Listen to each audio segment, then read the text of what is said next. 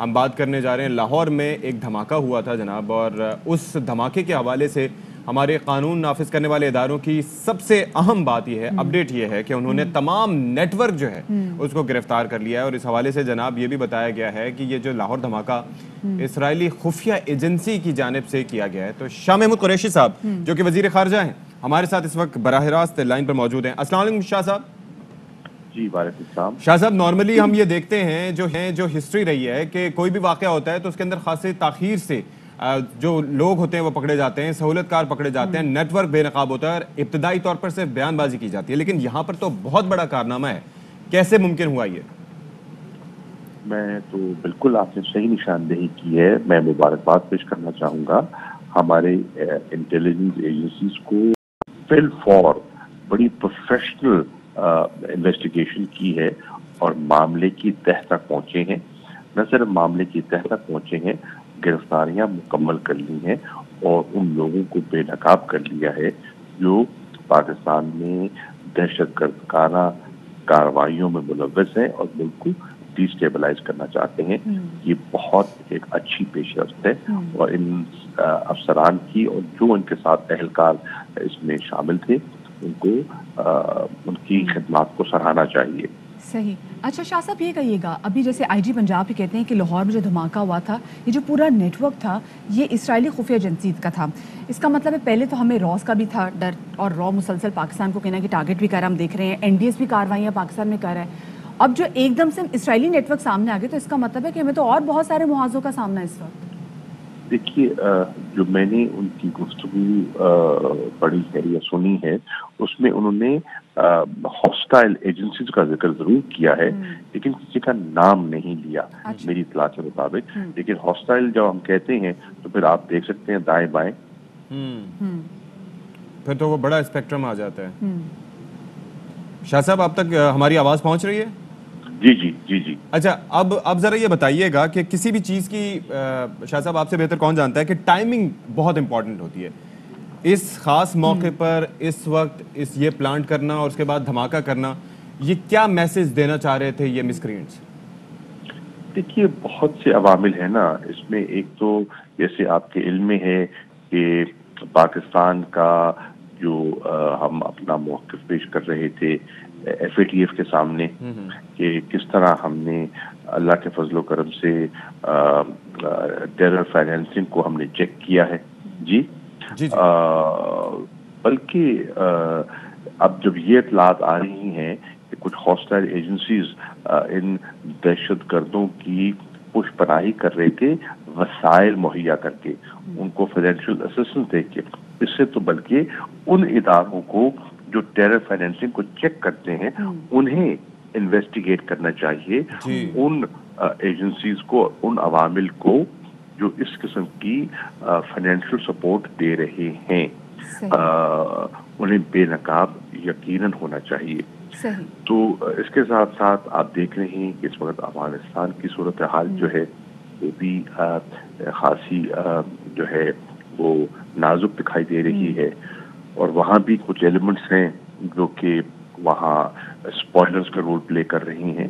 تو بہت سے تانے بانے جڑے ہوئے ہیں اور پاکستان کو وہ ڈی اسٹیبلائز کرنے کی گاہے بگاہے کوششیں کرتے رہتے ہیں، لیکن الحمدللہ آج پاکستان پہلے سے کہیں زیادہ تیار ہے، تجربہ کار ہے، ہم نے قربانیاں دی ہیں، ہم نے بہت کچھ سیکھا ہے، ہم نے اصلاح بھی کی ہے اور ہم نے اپنی سمت بھی درست کر لی ہے۔ صحیح۔ شاہ صاحب ایک طرف تو ہم فیٹف کا معاملہ دیکھ رہے ہیں، دوسری جانب ہم دیکھ رہے ہیں کہ اگر امریکہ جس طریقے سے اپنی جو افواج ہے جن کا ٹارگٹ ہے کہ 11 سپٹمبر سے پہلے انہوں نے وہاں سے ایویکویٹ کرنی ہے افغانستان سے، اور اگر بغیر کسی سیٹلمنٹ کے ہوتے تو آف کورس پاکستان کو اس کے ریپرکشنز فیس کرنے پڑیں گے۔ اس تمام تناظر میں جو 1 جولائی کو پارلیمانی کمیٹی برائے قومی سلامتی کا اجلاس ہونے جا رہا ہے، اس کو آپ کتنا امپورٹنٹ دیکھتے ہیں؟ میں سمجھتا ہوں کہ اہم اجلاس ہوگا، اس لیے اہم ہوگا کہ ایک گاہے بگاہے ہماری جو اپوزیشن کی لیڈرشپ ہے وہ مطالبہ کرتی رہی ہے کہ ہمیں اعتماد میں لیا جائے۔ پچھلے دنوں میں نے بہت سے مختلف پولیٹیکل پارٹیز کے لوگوں کو افغانستان کی صورتحال پر بریف کرنے کے لیے دفتر خارجہ بھی بلایا تھا، تو وہاں بھی انہوں نے तकाजा किया था कि इस किस्म की ब्रीफिंग जो है, जो हमारी सिक्योरिटी एस्टैब्लिशमेंट है, उनकी तरफ से मिलनी चाहिए। तो हुकूमत ने फैसला किया कि जैसे ही बजट इंशाल्लाह आज मुकम्मल हो जाएगा, पास हो जाएगा, तो हम पहली फुर्सत में यानी कि 1 तारीख को 3 बजे ये इजलास बुला रही हैं। इस इजलास में जितनी हमारी पार्लियामेंट्री कमेटी है और नेशनल सिक्योरिटी, उसको मदऊ किया गया है, और उसके साथ साथ कोई तमाम जमातों से कुछ 15-16 और मेंबरान हैं जिनको भी दावत दी गई है, ताकि उनके सामने पूरी सूरत हाल जो है, बहुत से सवालात उठे हिंदुस्तान की हिकमत अमली पर, बहुत से सवालात उठे हमारी जो अफगानिस्तान की पॉलिसी है उस पर। तो इन सारे और ये जो कारस्तानियाँ हो रही हैं जिसकी आपने निशानदेही की है, इस पर भी गाहे बगाए सवाल उठते रहते हैं।